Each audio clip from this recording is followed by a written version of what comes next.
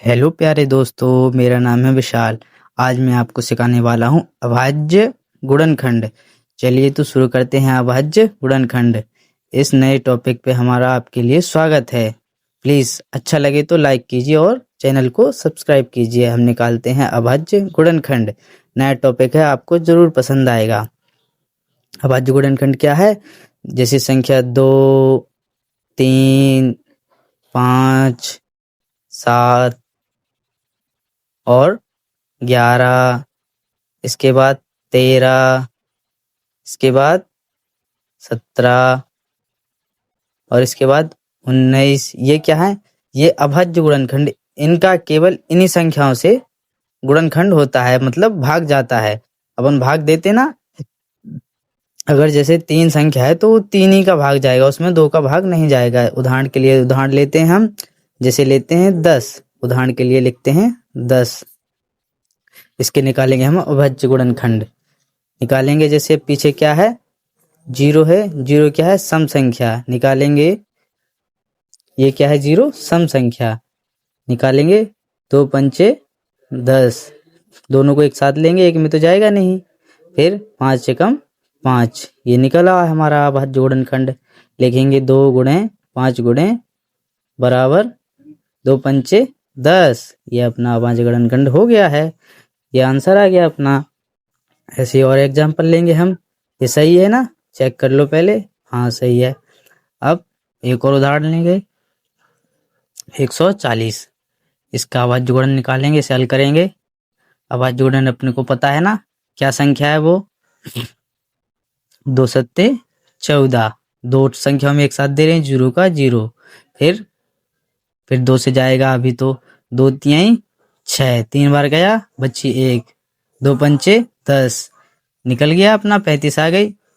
अब जैसे अपनी संख्या बताया था मैंने 3, 5, 7, इसके आगे भी और संख्या है। अब यहाँ कितने से जा रहा है? 3 से तो जा नहीं रहा। 3 एकम 3, 5 नहीं जा रहा ना, 5 से जाएगा। 5 सते 35। अब 7 का भी किसी में नहीं जा रहा, अभाज्य गुणनखंड है वो भी, तो 7 एकम 7। ये अपना आंसर आ गया है। अब निकालेंगे 2 गुणे 140, लिखेंगे बराबर 2 गुणे 2 गुणे 5 गुणे 7। अपन निकाल सकते हैं अब 7 पाना 35। 35 35 35 दूनी 70। 70 70 दूनी 140। ये अपना आंसर आ गया। ये अभाज्य गुणनखंड सही है अपना, अपन ने चेक कर लिया। अब आगे चलेंगे और उदाहरण लेके, जैसे 1000 का। अब निकालेंगे 2 संख्याओं को एक साथ लेंगे। 3 संख्याएं हैं, 3 संख्याओं का अभाज्य गुणन। 2 पंचे 10, 0 का 0। अब निकालेंगे 2 2 दूनी 5 में जा रहा है, 2 2 दूनी 4, 2 बची 1। 2 पंचे 10, 0 का 0। फिर निकालेंगे 2 एकम 2, 2 2 दूनी 4, बची 1। 2 पंचे 10। अब कितने से जा रहा है? 3 से तो जा नहीं रहा। 3 तिरका 9, 3 चौके 12। हाँ 12 कट गया, बची 1 नहीं जा रहा।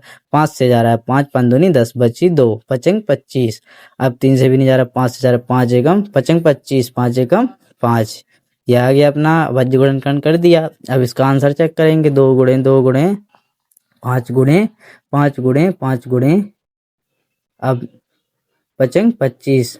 25 पंचे गुणा कर लेंगे, बड़ी संख्या है ना। 5 5 25, 5 हंसे लाई 2, 5 5 दूनी 10, 2 12, 125 आ गया। 125 हो गया। 125 को गुणा करेंगे, कितना आएगा अपना? 5 दूनी 10, 0 0, 2 दूनी 4, 1 5, 2 दूनी 4, 250 आ गया ना अपना। ठीक है प्यारे बच्चों, अब निकालेंगे 250। 250 250 दूनी 500। 500 आ गया ना अपना। अब 500 500 दूनी 1000। ये अपना सही है, अपन ने चेक कर लिया। ठीक है प्यारे दोस्तों, ऐसे ही करेंगे और आगे भी। अपना 1000 आ गया ना, आंसर सही है अपना। और देखेंगे अपन, ये क्या है? अपने अभाज्य गुणनखंड। इतनी संख्याओं से ये अभाज्य गुणनखंड है। ठीक है ना प्यारे दोस्तों, समझ में आ रहा ना? अगर सही अच्छा लग रहा है वीडियो तो प्लीज़ लाइक करें और मेरे चैनल को सब्सक्राइब करें। एक और नया उदाहरण देखेंगे अपन।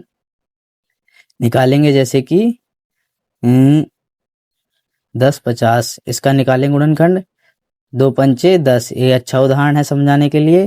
2 पंचे 10, 2 दूनी 4, बची 1। 2 पंचे 10। ठीक है। अब और करेंगे। अब कितने से ये अभाज्य गुणनखंड है, तो अब कितने से संख्या बताया था ना मैंने, 3 एकम 3 बची 2, 3 7 21, 2 बच रही है ना, 2 वहां पे जा रही है, वो 3 7 21 बची 1, 3 5 15, वहां हो गया ना, ये अपना सही है। इसको करेंगे डिवाइड तो इतना ही आएगा।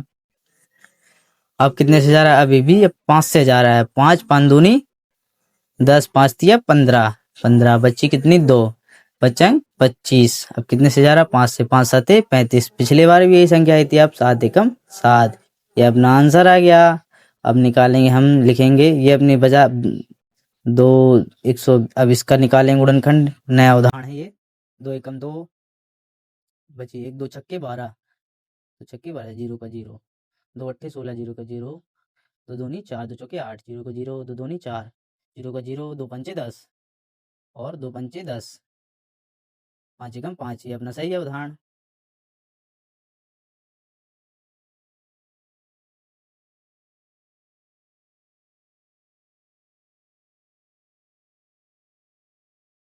खंड बता रहा हूँ मैं, 2 5 7, यह अभाज्य 3 से जा रहा है ना, 3 त्रिका 9 बची 1, 3 त्रिका 3 एकम 3 बची 1। अब कितने से जा रहा, अभाज्य में है ना ये, अब किसी और संख्या का तो इसमें भाग जा नहीं रहा। अब डायरेक्ट कितने किससे देंगे, 31 से, 31 एकम 31।